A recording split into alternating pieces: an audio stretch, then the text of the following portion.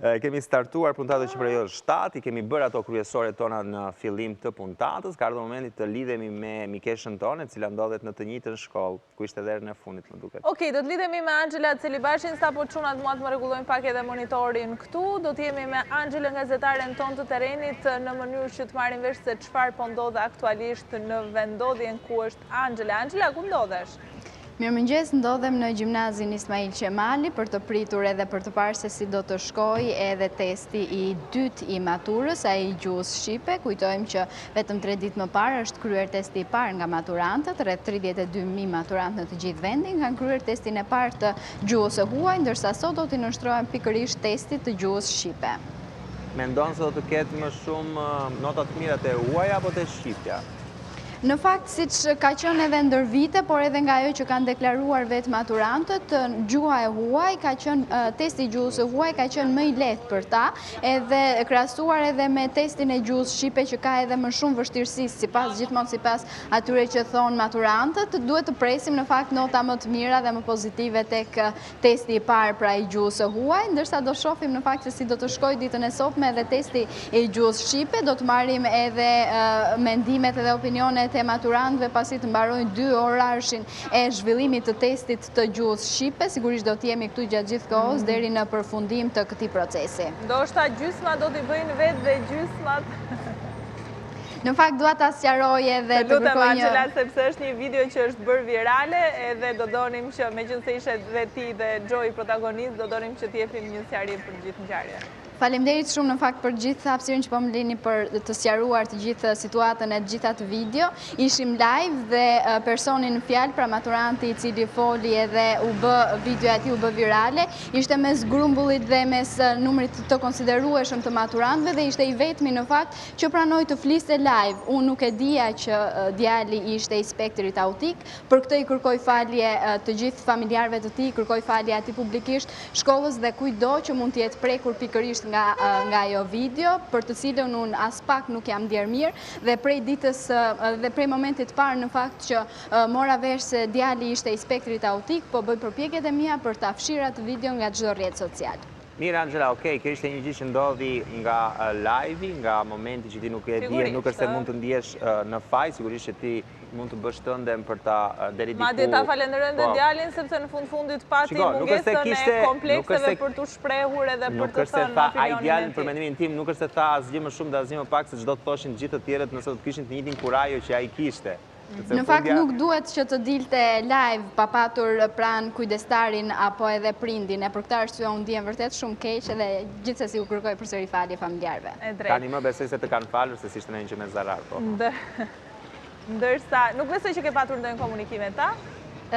Kam dërguar fjalën time tek ta, megjithëse po mundohem të gjej edhe një numër kontakti për të lidhur e për të folur përballë me prindrit e djalit, po gjithsesi, ndërkohë jam sigurisht duke u munduar që të fshi videon e cila është bërë virale tashmë. Gjithsesi, nëse na ndjekin përmes programit, i përshëndesim shumë. Ka një djalë fantastik edhe të mrekullueshëm që shumë i sinqert që jam e bindur që ka ardhur tek publiku me përzemërsi, sepse sqarimi është bërë ashtu siç duhet. Angela, duke kthyer prapë vëmendjen edhe një herë, sot janë provimet e gjuhës shqipe, edhe sot do të jetë me alternativa provimi?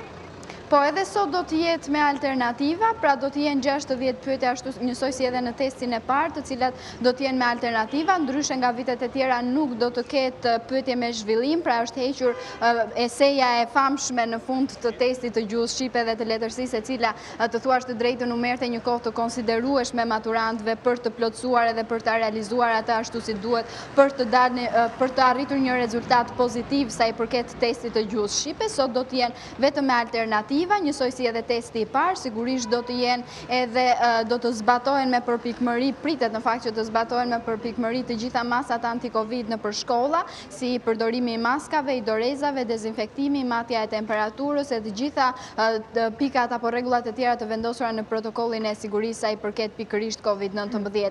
Duhet të theksojmë në fakt se në rast se do të ketë persona, pra maturantë të dyshuar me Covid-19, të cilët do të shfaqen me temperaturë mbi 37.5 gradë, grada, atëherë ata do të vendosen në një sallë të posaçme të vënë në dispozicion në ambientet ku zhvillohet testi, e cila quhet salla Covid, aty do të qëndrojë deri në një moment të dytë ku do t'i bëhet përsëri matja e temperaturës dhe në rast se ajo temperaturë e shfaqur fillimisht do të jetë larguar dhe tregon që ka qenë për shkak të stresit apo për emocionet, atëherë personi, pra maturanti, kthehet përsëri në ambientet e klasës ku ka edhe emrin të shënuar për të zhvilluar mësimin. Në të kundërt, ai kthehet në shtëpi dhe jepet mundësia që ta zhvillojë këtë test në vjesht, duke mos patur asnjë penalitet. Angela, pamjet e lidhjes së kaluar, që ishin të gjithë studentët me maska, ishin në rresh, ndërkohë po shohim pastaj sot që sikur hyrja në ambientet e shkollës është disi më e lehtë.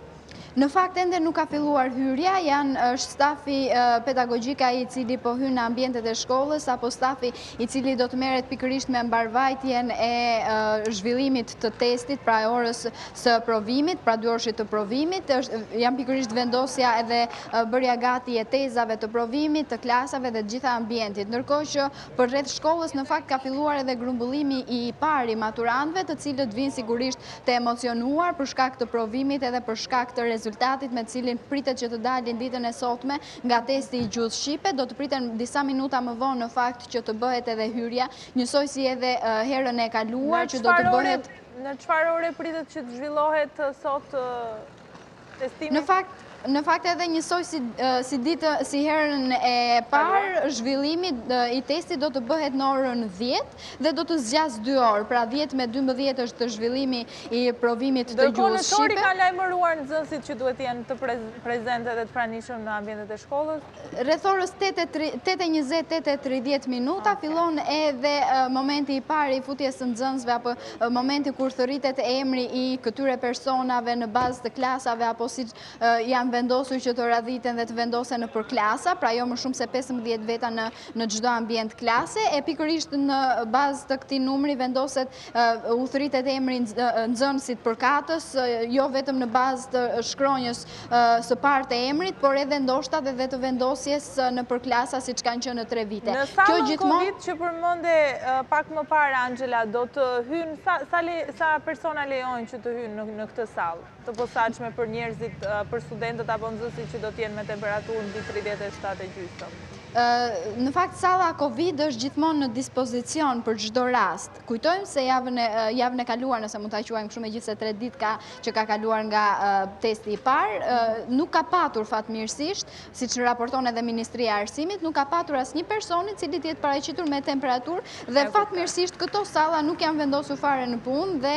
maturantët kanë vijuar normalisht provimin, njësoj si në kushte normale, si të mos kishte as pak rrezik të Covid-19. Në shkollën Ismail Qemali nuk ka patur raste të tilla. Provimet e tjera kur pritet që të mbahen pas gjuhës së huaj, dhe asaj të gjuhës shqipe sot, çfarë pritet tjetër të ndodhë? Pra, edhe sa provime duhet të...